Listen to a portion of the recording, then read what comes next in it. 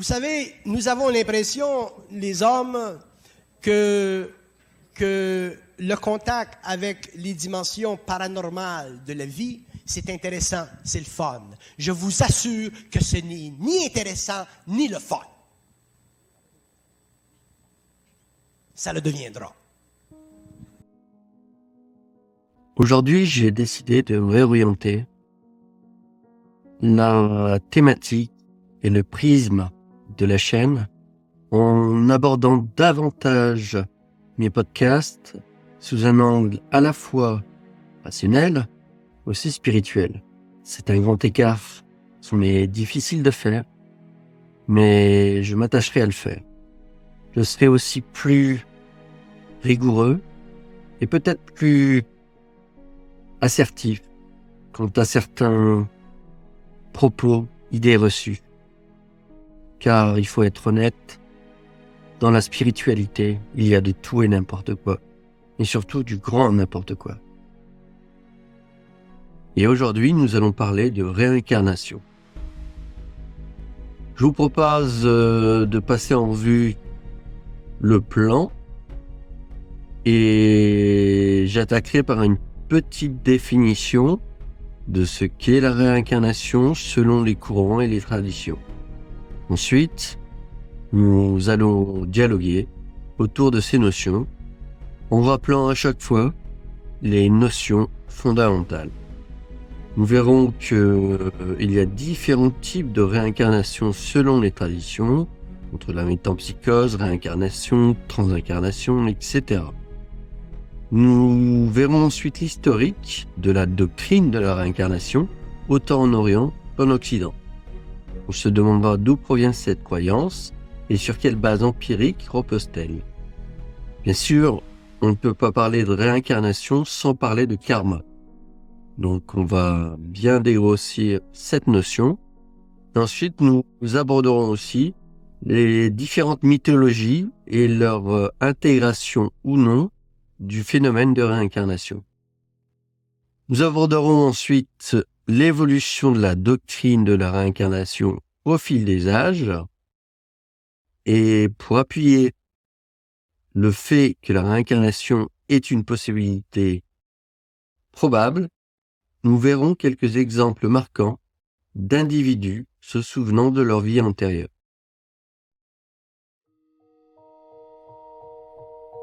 Enfin, comme vous le savez, la chaîne est dédiée autant à la spiritualité qu'à la science. C'est pourquoi nous approcherons d'une façon rationnelle et scientifique le phénomène de la réincarnation à travers quelques études.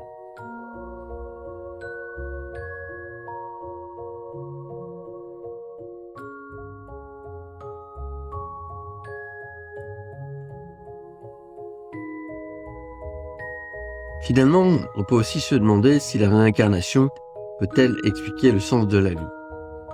D'ailleurs, si la réincarnation existe, pourquoi n'avons-nous pas de souvenirs de nos vies précédentes? Ce qui nous amènera, pour terminer, sur les incohérences et paradoxes liés à la doctrine de la réincarnation. Exemple, les réincarnations sont-elles infinies? Et sinon, à quoi aboutissent-elles? Bien, tout le monde a déjà entendu parler de réincarnation. Cependant, il y a aussi beaucoup de méprise et de mésinterprétations par rapport à ce qu'appelaient les anciens la réincarnation et la réincarnation telle qu'on la conçoit aujourd'hui, sans parler des différents courants et religions qui ont intégré la réincarnation dans leur dogme. Donc la réincarnation désigne la croyance selon laquelle une partie essentielle d'un être, son âme, son esprit selon les écoles, après la mort du corps, renaît dans un nouveau corps. Cette idée est présente dans de nombreuses religions et systèmes de croyances à travers le monde, adoptant différentes nuances selon les cultures. En Orient, le concept de réincarnation est central. Dans des religions comme l'hindouisme, c'est la plus connue, le bouddhisme, qui est venu après, et le jaïnisme. Dans l'hindouisme, la réincarnation, ou samsara, est intimement liée à la loi du karma, notion que nous verrons en détail après. Les actions réalisées dans une vie influençant la nature de la vie future. Et bien sûr, le but ultime, selon cette doctrine, est d'atteindre ce qu'ils appellent le moksha, à savoir la libération du cycle des renaissances.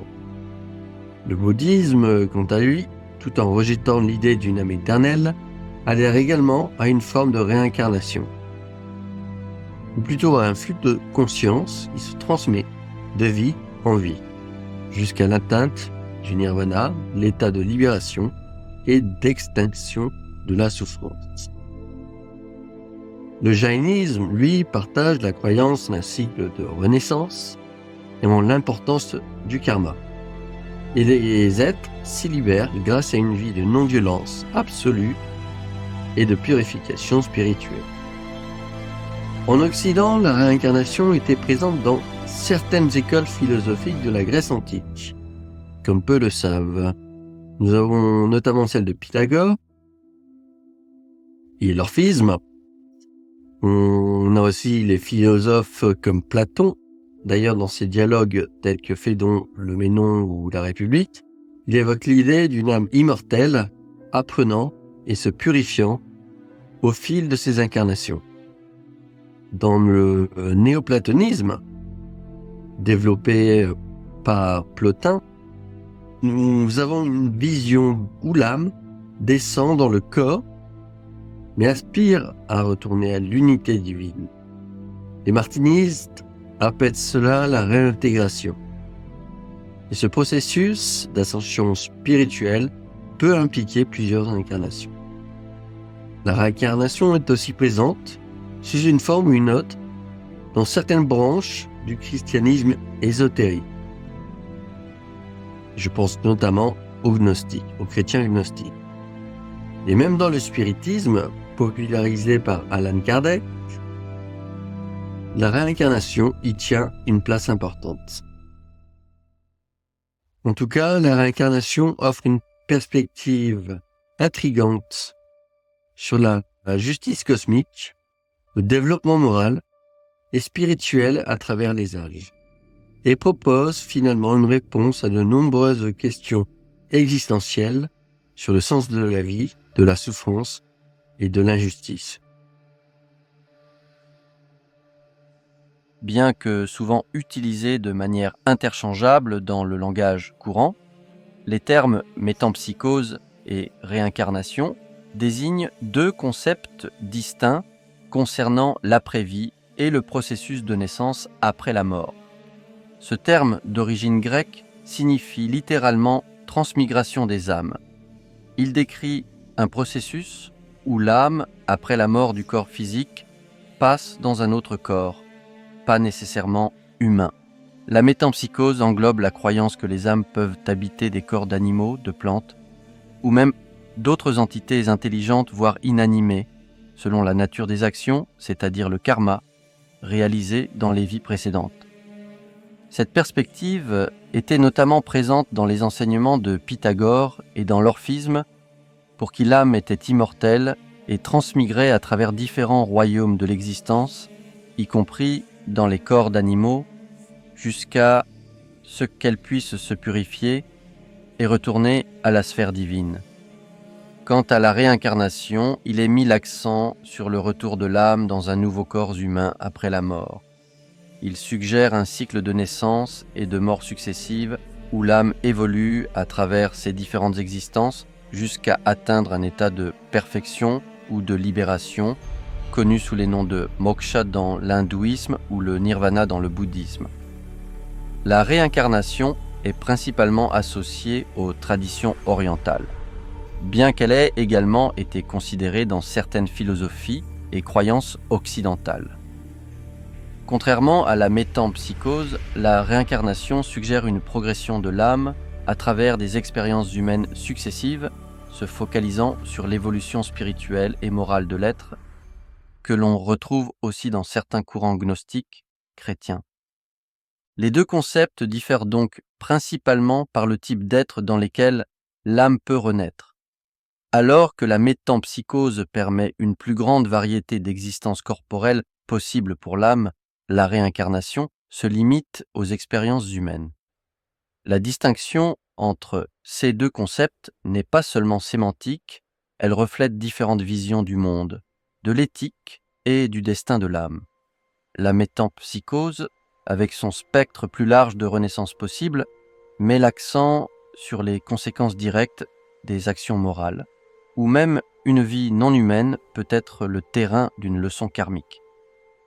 La réincarnation, quant à elle, se concentre sur l'amélioration continue de l'âme à travers les leçons apprises dans la condition humaine, mettant en lumière le caractère chimérique de l'expérience humaine comme vecteur de croissance spirituelle.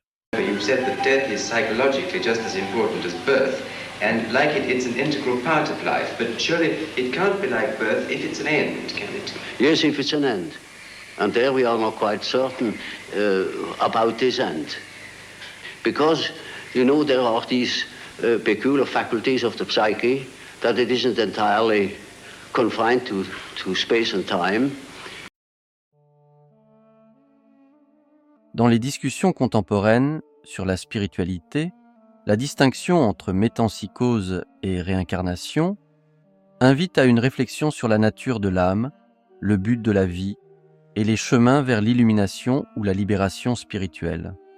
Elle interpelle également sur la manière dont les cultures et les traditions à travers le monde perçoivent la continuité de l'existence au-delà de la mort physique. Avant d'aller plus loin sur les aspects métaphysiques de ces concepts, il convient tout d'abord d'étudier l'historique de la doctrine de la réincarnation en Orient comme en Occident. La croyance en la réincarnation, bien qu'universellement répandue à travers diverses cultures et périodes historiques, a pris des formes distinctes en Orient et en Occident, façonnées par des contextes religieux, philosophiques et culturels spécifiques. En Orient, la réincarnation est un concept central dans plusieurs grandes religions, notamment l'hindouisme, le bouddhisme et le jaïnisme, qui ont toutes émergé en Inde. Les racines de la réincarnation dans l'hindouisme peuvent être retracées jusqu'aux textes anciens des Upanishads, qui enseignent que l'âme individuelle, Atman, est éternelle et transmigre à travers diverses existences. Le concept est plus tard élaboré dans la Bhagavad Gita. Dans le bouddhisme, Siddhartha Gautama, dit Bouddha, adopte et modifie la notion de réincarnation. Rejetant l'idée d'une âme éternelle, le bouddhisme propose plutôt un cycle de renaissance, samsara, guidé par le karma, où ce qui transmigre est un courant, ou flux impermanent de conscience. L'objectif est d'atteindre le nirvana, un état d'extinction de la souffrance et des désirs, marquant la fin du cycle des renaissances. Après avoir étudié l'historique de la réincarnation en Orient, attardons-nous un instant sur ses caractéristiques occidentales. En Occident, comme je l'ai évoqué, la réincarnation était présente dans les croyances de certaines écoles philosophiques de la Grèce antique et a été périodiquement redécouverte ou réintégrée dans divers mouvements spirituels et philosophiques à travers l'histoire. Par exemple, au IIIe siècle, Plotin, un philosophe néoplatonicien, offre une interprétation mystique de la réincarnation, la voyant comme un processus d'ascension de l'âme vers l'un, l'absolu. Bien que marginalisée par les doctrines catholiques dominantes, la croyance en la réincarnation a pris racine dans certains courants gnostiques chrétiens et a persisté à travers divers mouvements ésotériques et mystiques au Moyen Âge, comme les Bogomiles ou les Cathars, ainsi qu'à la Renaissance, et a été revitalisée dans des mouvements New Age et spirituels modernes. La croyance en la réincarnation, profondément ancrée dans diverses cultures et traditions à travers le monde, trouve ses origines dans l'interrogation humaine sur la nature de l'existence, la mort et ce qui, le cas échéant, pourrait suivre. Des individus, souvent des enfants, rapportent des souvenirs détaillés de personnes, lieux et événements qu'ils n'auraient pas pu connaître par des moyens conventionnels. Certains de ces expériences ont été soigneusement documentés et vérifiés, offrant une base empirique intrigante pour la réincarnation. Des chercheurs tels que le Dr Ian Stevenson, psychiatre à l'Université de Virginie, ont compilé des centaines de souvenirs de vie antérieure avec une méthodologie rigoureuse, cherchant des preuves concrètes et des corrélations avec des faits historiques vérifiables. Certains individus prétendent reconnaître des lieux, des objets ou des personnes de leurs prétendues vies antérieures, fournissant parfois des détails précis et vérifiables qui défient les explications conventionnelles. Bien que les bases empiriques de la réincarnation restent fascinantes, quoique nébuleuses, elles sont également sujettes à des critiques et à des débats. Les sceptiques soulignent les biais possibles, la suggestion, l'effet des croyances culturelles sur les souvenirs et les perceptions, et l'absence de preuves scientifiques, conventionnelles, reproductibilité et mesure, pour étayer la réincarnation comme phénomène objectif. Néanmoins, les expériences bien documentées de souvenirs de vies antérieures restent un domaine d'enquête ouvert et stimulant, invitant à une exploration plus approfondie des caractéristiques et de la nature de la conscience humaine. La notion de karma, centrale dans les doctrines de la réincarnation, sert de fondement explicatif à la manière dont les actions dans une vie influencent les conditions de vie futures. Cette loi cosmique de cause à effet a également trouvé sa place dans diverses interprétations et philosophies occidentales modernes. Dans le bouddhisme, bien que rejetant l'idée d'une âme permanente, la notion de karma est expliquée comme facteur déterminant les conditions de renaissance. Il met l'accent sur l'intention cetana derrière les actions comme principal vecteur de karma. La libération, nirvana, est atteinte en éliminant tout désir, incluant même celui d'atteindre l'illumination, ainsi que les attachements qui ne font que provoquer au final que succession de plaisirs et de souffrances. Dans le jaïnisme, le karma est conçu de manière plus matérielle, comme des particules subtiles qui s'attachent à l'âme en raison des actions. La purification et la libération nécessitent une stricte observance de la non-violence, ahimsa, et d'autres principes éthiques, libérant l'âme de l'accumulation karmique. En Occident, la notion de karma a été incorporée dans des cadres spirituels et philosophiques variés, souvent comme mécanisme explicatif pour la justice cosmique et le développement moral. Dans le New Age et certaines interprétations ésotériques du christianisme, le karma est souvent compris de manière simplifiée comme une loi de cause à effet ou tout ce qui va revient. Ces interprétations mettent l'accent sur la responsabilité individuelle dans la création de son propre destin à travers des actions positives ou négatives. Nous verrons toutefois un peu plus tard les limites conceptuelles et les paradoxes du concept de karma induit par celui de la réincarnation. Qu'est-ce que vous faites là? Sans que je sache pourquoi, quand j'ai ouvert cette porte et que je vous ai vu... Une puissante impression de déjà-vu m'a transpercé jusqu'aux os. C'est ça, la musique que j'ai entendue en rêve. Je viens de la rencontrer, et pourtant, je suis tombé amoureux de Louise Arel.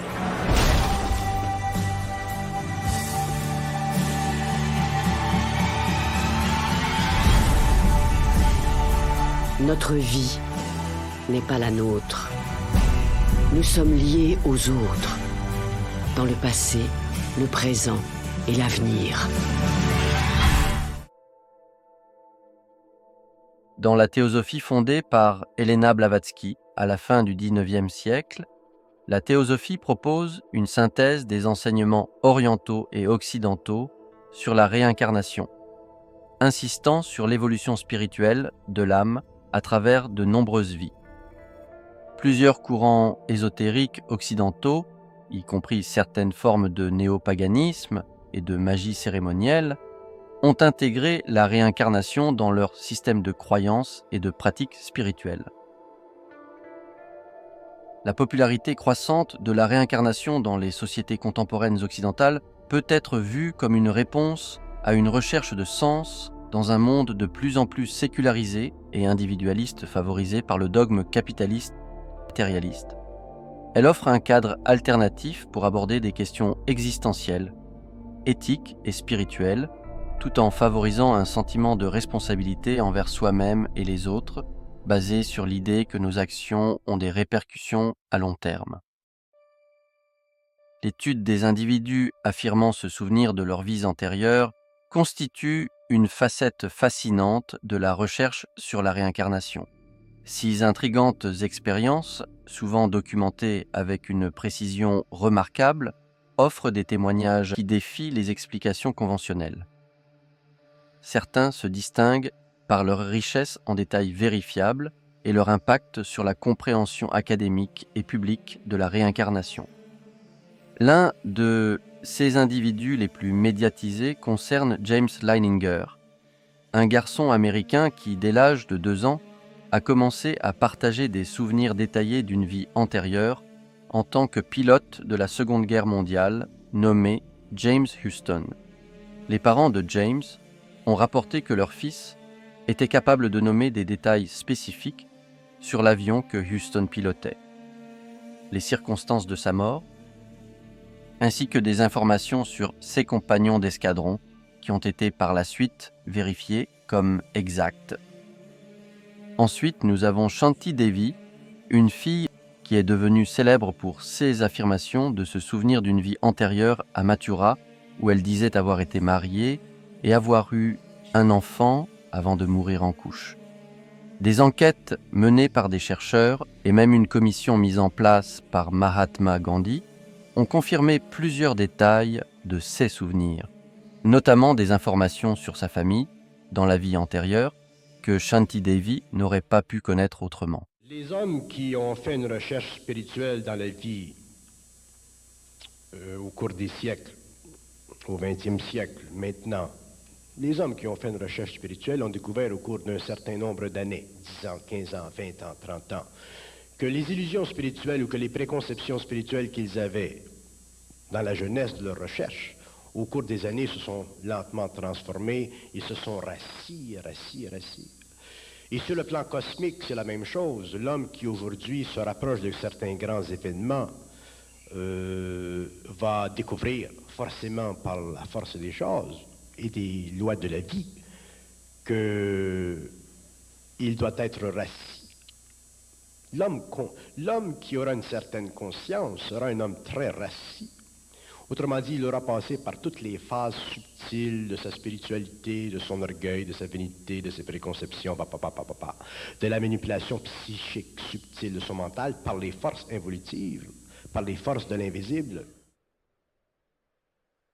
Les personnes qui prétendent être réincarnées ont été étudiées, comme déjà évoqué par des chercheurs tels que le Dr Ian Stevenson, mais aussi le Dr Jim Tucker de l'Université de Virginie, qui ont documenté plus de 2500 témoignages de souvenirs de vies antérieures chez des enfants.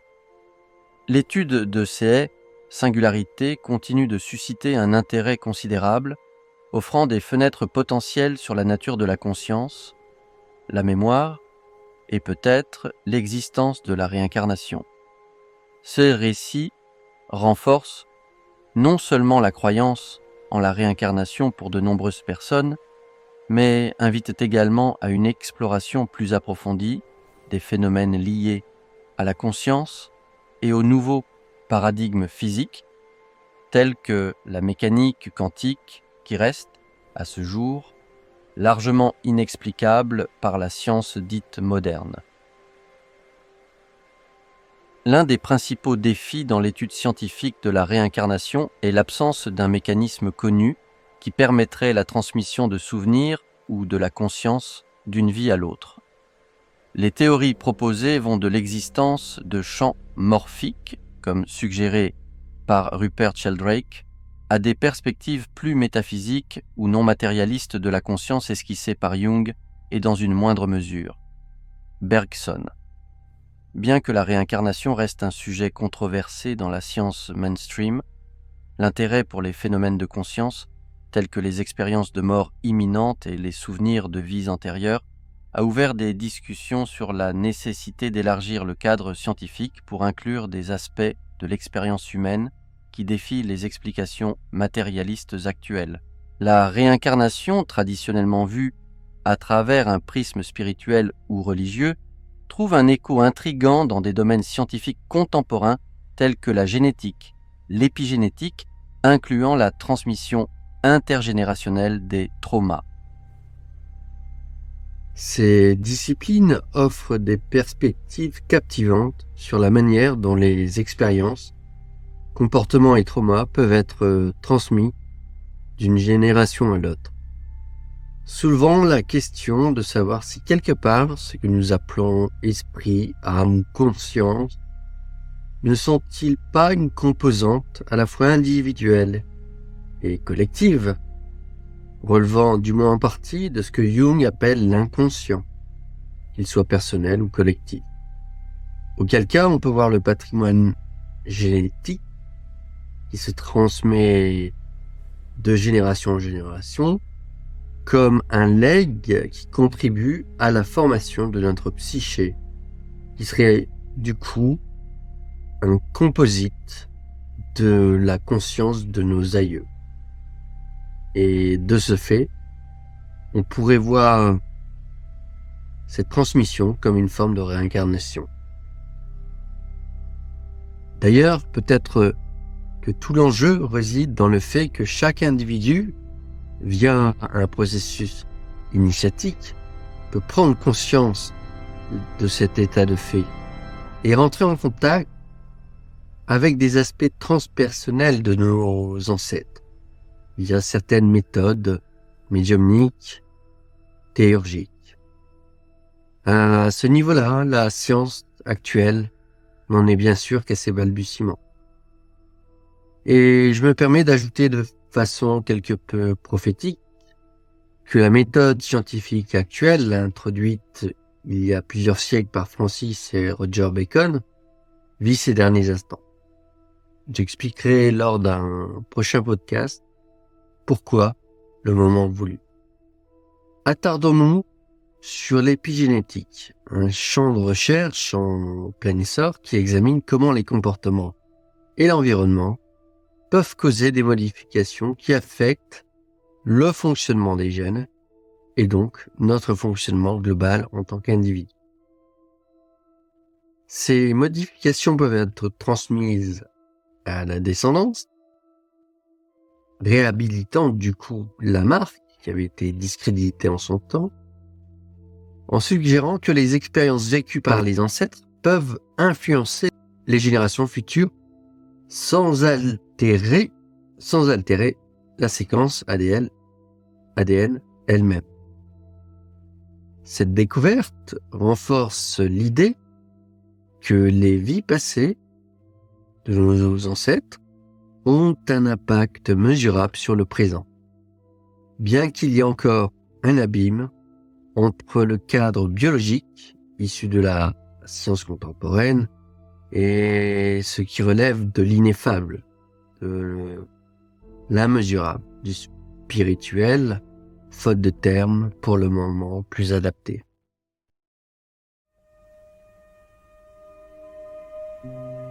Tu sais que j'adorais Sean. Tu sais à quel point je l'aimais. Ça fait si longtemps. Je n'arrive pas à l'enlever de ma tête. Il y a tant de souvenirs.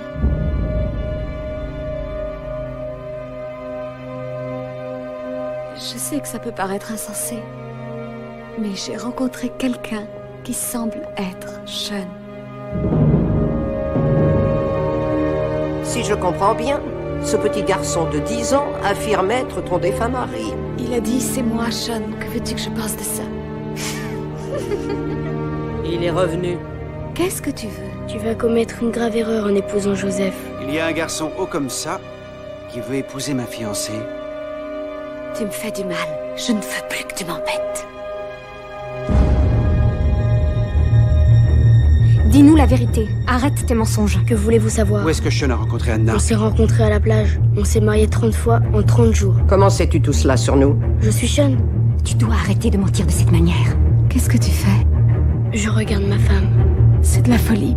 Je ne veux pas retomber amoureuse de Sean. Et c'est pourtant ce qui se passe. L'une des questions les plus intrigantes concernant la réincarnation est pourquoi la majorité des gens ne se souvient pas de leurs vies antérieures.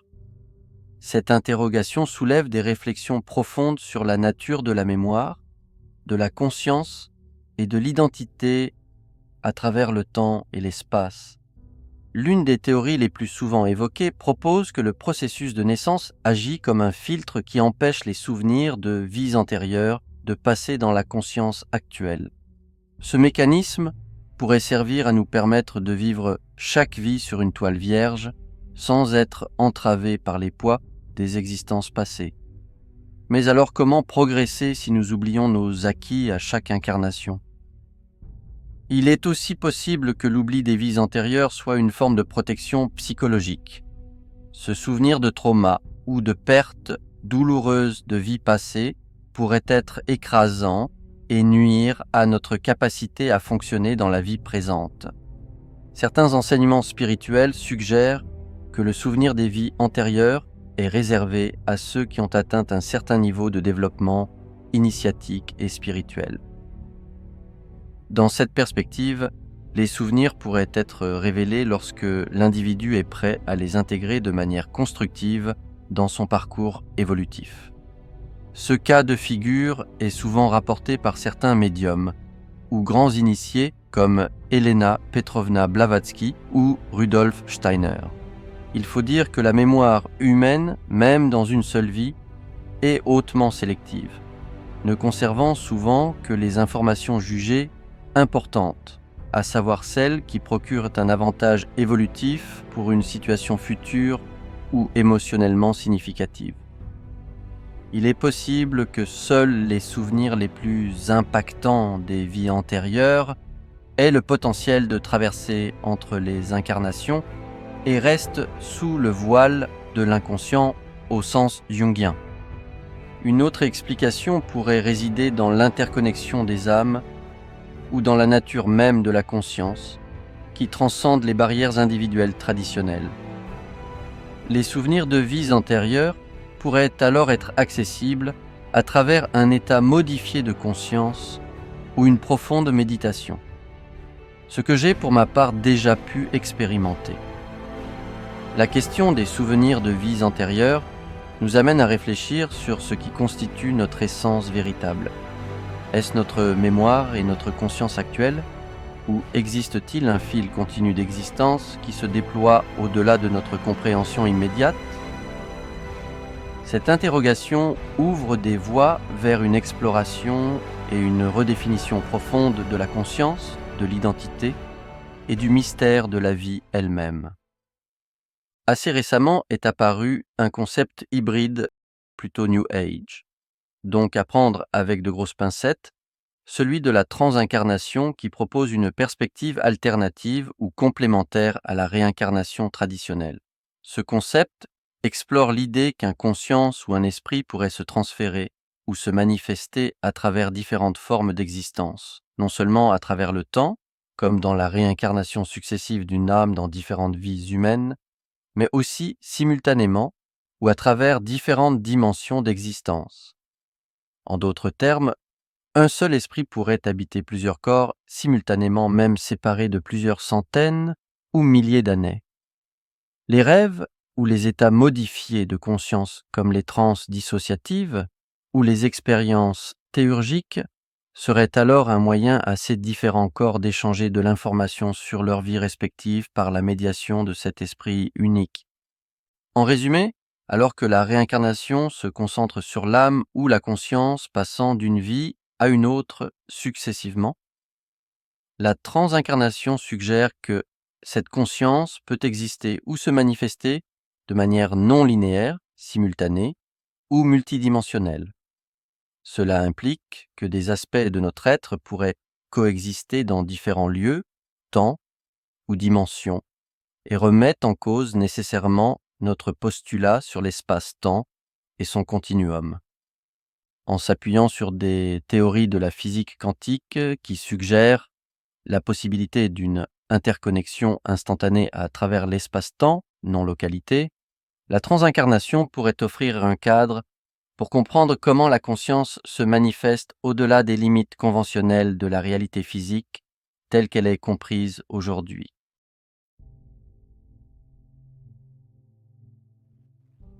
La doctrine de la réincarnation, tout en offrant des perspectives intrigantes sur l'existence et le développement spirituel, n'est pas sans soulever d'importantes questions qui sont légitimes et complexes, surtout sur les paradoxes qu'elle induit. Ces incohérences visent à une réflexion critique et approfondie sur les implications de la réincarnation dans un cadre cosmologique et métaphysique plus élargi.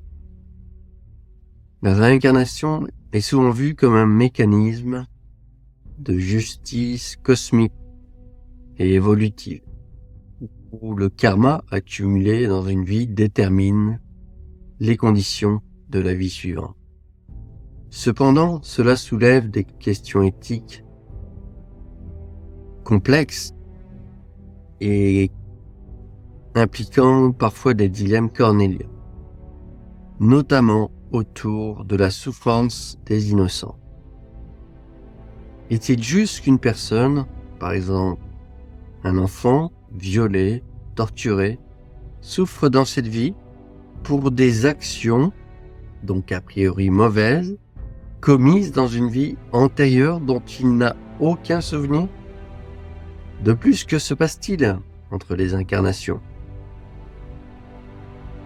Les âmes sont-elles dans un état intermédiaire, dans un espace-temps intermédiaire? Que font-elles? Quelle forme ont-elles? Est-ce que les âmes intègrent directement un nouveau corps? Et si tel est le cas, alors comment, ou plutôt que dire de la population humaine qui a énormément progressé? D'où proviennent donc ces nouvelles âmes correspondant à l'augmentation de la population? Et enfin, ce n'est pas exhaustif, la doctrine de la réincarnation implique une tension entre le libre arbitre et la destinée ou la providence. Si notre vie est largement influencée ou déterminée par le karma de vie antérieure, dans quelle mesure sommes-nous libres de choisir notre chemin? Cette tension soulève évidemment des débats philosophiques, même métaphysiques, sur la nature de la liberté, prédestination. Bref, en résumé, c'est l'éternel débat entre le déterminisme et le libre arbitre. Moi-même, étant plutôt compatibiliste, je considère que ces deux concepts peuvent coexister. Et pour avoir une compréhension intégrale de ce paradigme, il faut à mon sens être passé par les 3 grandes étapes du grand œil, ou de ce que Jung appelle l'individuation. Ceci étant dit, la réincarnation n'est pas seulement le passage d'une âme, d'un corps, à un autre. Elle est aussi, selon moi, la pierre angulaire de la lignée spirituelle qui relie les esprits désincarnés aux vivants. Cette connexion transcende probablement des limites physiques, conceptuelles et temporelles. Il faut donc passer de notre mental et de notre logique binaire à un mode de cognition que j'appelle tétravalant. Cela établirait là un pont à travers l'espace et une nouvelle façon d'envisager la réalité.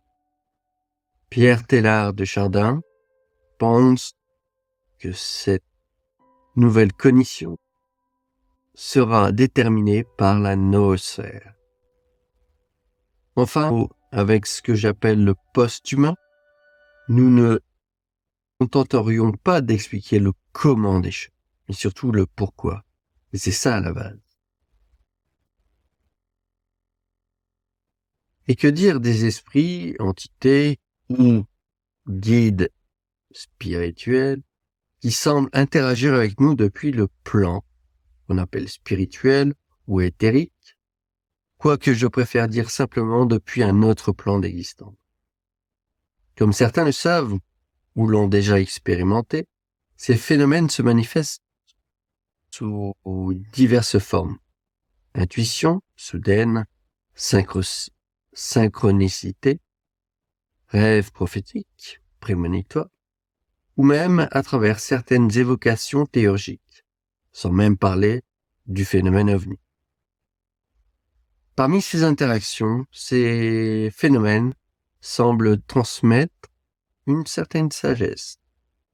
Mais des cas comme John Dee, qui a pu communiquer pendant de nombreuses années avec ce qu'il croyait être un ange au sens judéo-chrétien, a finalement compris à la fin de sa vie qu'il s'était fait totalement manipuler de façon très machiavélique. À cet égard, je vous laisse faire vos recherches sur le sujet.